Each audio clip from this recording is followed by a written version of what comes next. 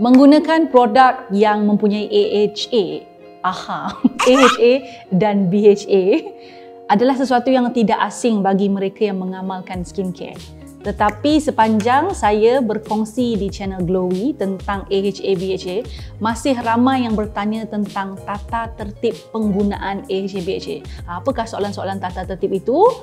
Contohnya, boleh tak pakai serentak? Berapa peratusan nak pakai? Kalau semua produk ada AHA BHA, macam mana nak gunakan? Semua soalan begini adalah bergantung kepada kepandaian anda dan pengetahuan anda tentang AHA BHA. Sebab itu, dalam video kali ini, saya mahu kongsikan tata tertib penggunaan produk yang mengandungi AHA dan BHA.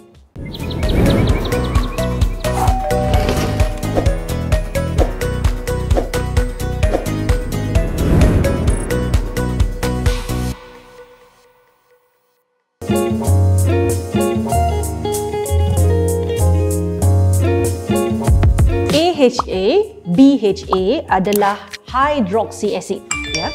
Hydroxy acid ini digunakan untuk menanggalkan sel kulit mati ataupun kekotoran degil yang berada pada permukaan kulit.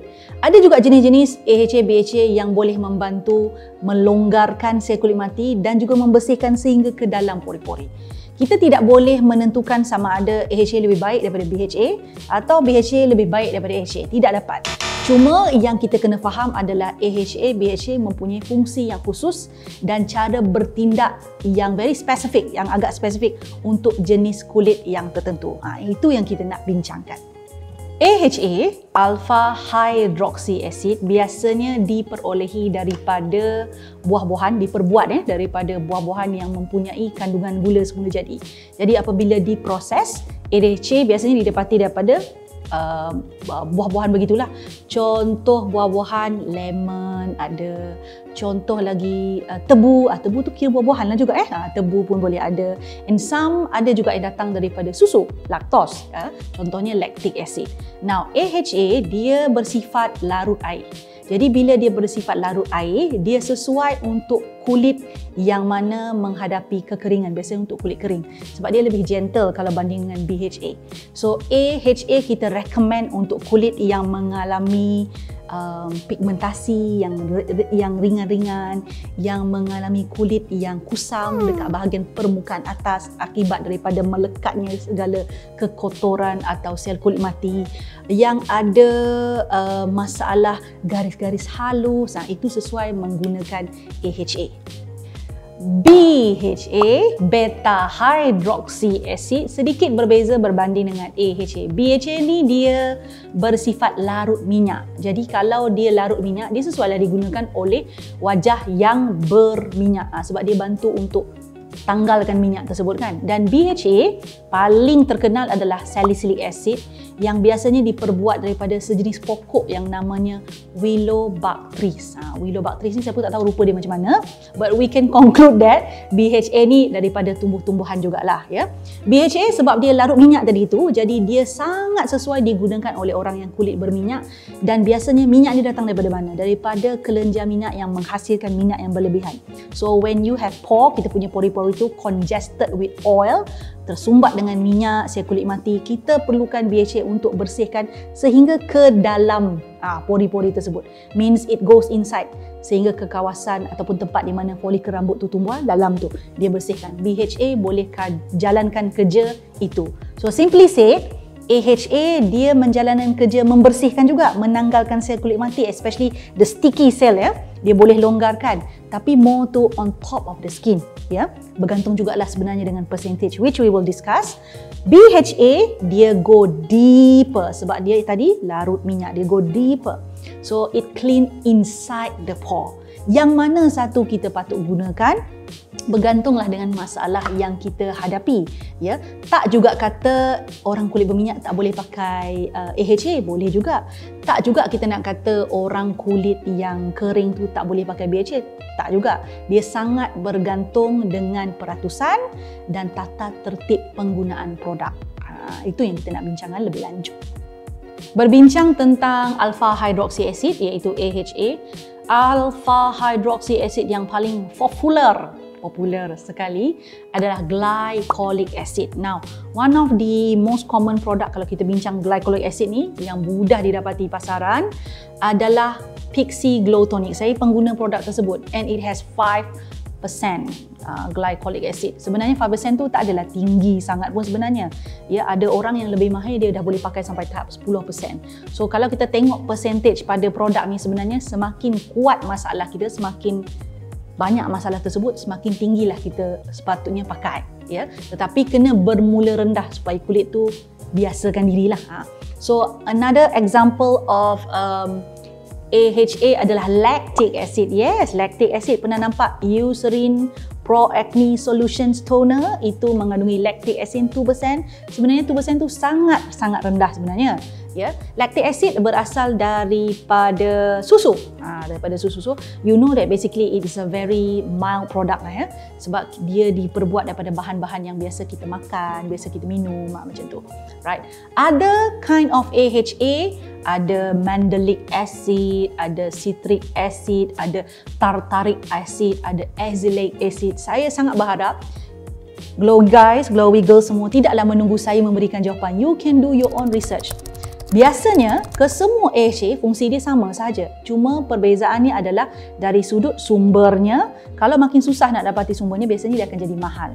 Kemudian dari sudut saiz molekul dia, so macam Glycolic Acid dia popular sebab saiz molekul dia besar tau. So dia nak menembusi kulit tu ambil masa. So that's why sometimes when you use Glycolic Acid, you feel slightly burn, macam rasa macam panas-panas tingin bila kita pakai sebab saiz besar memerlukan masa untuk dia tembus ke dalam kulit.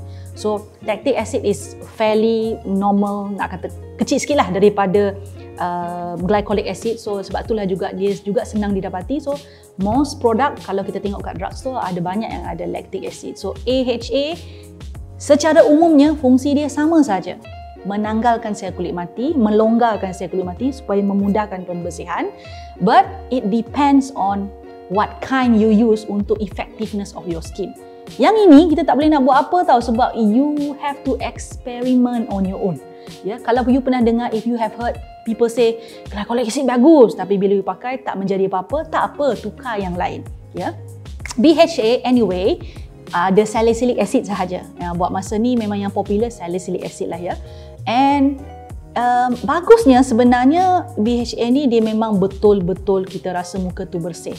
Tapi tak disarankan untuk kulit yang cenderung kering. Kalau kulit Cik Puan, ya, GLOWWE guys, GLOWWE girl, tuan-tuan mengalami atau mudah mengalami kekeringan, janganlah pakai BHA. Sebabnya BHA ni kerana dia bersihkan, dia minyak tau. So orang kulit kering, minyak dia memang dah sedikit. So BHA tu nak hilangkan, dia kan larut minyak tadi kan, dia hilangkan lagi minyak-minyak saki-baki yang ada tu, memang dah tak ada minyak lah dekat muka tu. So muka akan tend untuk rasa sangat-sangat kering walaupun hanya pakai percentage yang kecil. Jadi very important adalah, bukan berry, buah berry pula, very important adalah pilih ikut keperluan jenis kulit. Untuk mereka yang mahu memulakan menggunakan AHA BHA dalam produk skincare, so what should you do? Number one, very basic rule of AHA BHA adalah pakai secara mingguan, 2 ke 3 kali seminggu. So disebut 2 ke 3 kali tu sendiri kena eksperimen tau. 2 kali Isnin, Selasa, Rabu pakai, Khamis, Jumaat, Sabtu pakai, ada macam tu. Ya, kalau nak kerap sikit, buatlah 3 kali, ya. Dan kena tengok keserasian. So pakai mingguan. Ada yang akan tanya kan, habis tu saya punya pencuci muka pun ada AHA BHA, saya punya toner pun ada AHA, macam mana puan? Soalan tu memang banyak. Jawapannya adalah senang sahaja. Mulakan satulah dulu, yang lain tu jangan ambil dulu. Kalau kulit dah serasi, tak ada masalah dengan contoh dia pakai toner yang ada AHA BHA. Contohnya, bolehlah pakai pencuci muka yang ada AHA BHA. Dari sudut cara nak memulakan, kena ingat memang kena guna secara berperingkat. Pakai satu persatu secara berperingkat kekerapannya. Contoh pencuci muka, ya. Semasa saya memulakan untuk pakai pencuci muka yang ada BHA, saya tak pakai pencuci muka itu hari-hari. Sebabnya saya nak kulit tu biasa. So hari Isnin saya contoh, hari Isnin saya pakai pencuci muka yang tak ada AHA BHA. Ini ada BHA lah sebab saya kulit berminyak. Hari Selasa saya pakai, Rabu saya tak pakai, hari Khamis saya pakai dan saya perhatikan kulit saya. Kalau tak ada rasa tegang, ketat, rasa macam kena tarik-tarik itu, I continue ataupun tambahkan saya punya kekerapan. So begitulah kita nak pakai ya, kena secara berperingkat. First kali tadi ingat ya, ikut harilah, saya pakai mingguan ya. Kalau nak tambah macam-macam produk yang ada AHA, BHA, boleh. Kena buat satu persatu bergile-gile. Kalau nak pakai juga pastikan tata-tertib seterusnya adalah pastikan percentage rendah dulu baru naik pergi percentage yang tinggi. Jangan terus beli 10% ya. Kulit tak biasa lagi, belilah 2% dulu. Beli AHA yang rendah dulu, barulah mungkin beli 5% and then go to 7%, 9% dan baru naik. Perlahan-lahan. Jangan nak laju tu nak pergi mana? Itu soalan selalu tanya tu ya. Dan lainnya juga ada orang nak pakai AHA dan nak pakai BHA, boleh tak nak pakai serentak? Jawapannya adalah pakai bergile-gile lebih bagus. Jangan cuba nak hancurkan kulitnya, perlahan-lahan. So contoh, pagi pakai AHA, malam pakai BHA. Itu pun dengan syarat kulit dah biasa, tahu ya. Ataupun Isnin pakai AHA, Selasa pakai BHA. AHA, BHA, bergile-gile pun boleh sebab ada juga yang beritahu yang bila pakai dua-dua produk kulit dia jadi lebih bersih. Tak payah nak cepat-cepat lah ya, perlahan-lahan bila guna skincare untuk tujuan pengelupasan ni, menanggalkan kulit mati, minyak semua ni, perlahan-lahan. Be gentle to your skin. Bye-bye. Suka video yang saya selalu kongsikan? Apa kata? Jangan apa kata, buat sekarang ya. Subscribe channel saya, like, share dan pastikan tekan butang loceng tu. Yang ada loceng tu, yang cute-cute loceng kecil tu tekan supaya anda mendapat notifikasi setiap kali saya masukkan video baru. Jangan terlepas, jangan tertinggal. Buat sekarang.